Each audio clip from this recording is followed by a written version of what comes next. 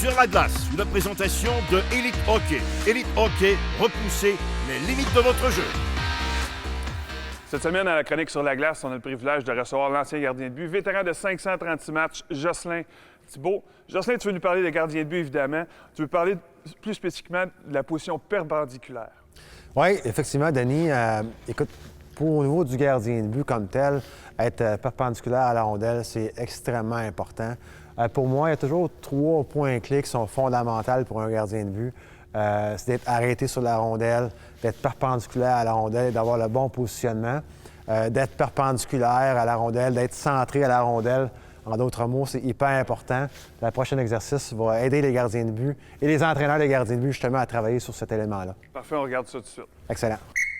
OK, Marc-Anthony, le prochain exercice, on va pratiquer le fait d'être perpendiculaire à la rondelle. OK?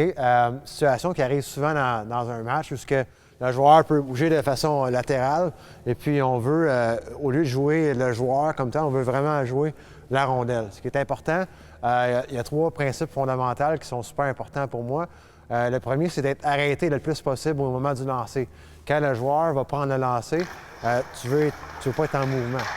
Ça va augmenter le niveau de concentration, le contact visuel qu'on va avoir avec la rondelle, ce qui va vraiment améliorer notre taux d'efficacité. Ce que je veux dire par là, c'est que si on est en train de situation d'arrêt puis on n'arrête pas de bouger constamment, on perd de la stabilité visuelle, on perd notre concentration. Donc, si on veut augmenter le niveau de concentration, mieux voir la rondelle, c'est extrêmement important de limiter nos mouvements et puis justement d'avoir un maximum de stabilité sur le lancer, ce que Marc-Anthony accomplit de façon magistrale.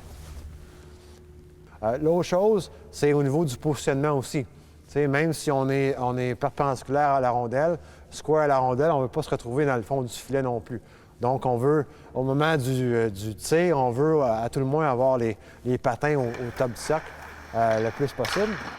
Voici une erreur qui est souvent commise par les gardiens de but. On est souvent perpendiculaire ou square en termes hockey aux joueurs et non pas à la rondelle, ce qui crée une mauvaise situation au niveau de nos angles, une ouverture pour le joueur, justement pour marquer quand on pense qu'on est bien positionné. Donc, on voit clairement cette situation-là, que le gardien de but est mal positionné et que le joueur a vraiment un bel angle pour marquer un but. Donc, ce qu'on veut, on veut que le gardien de but se replace en situation centrée pour que notre rondelle, notre nombril, le centre du filet fasse une belle ligne droite.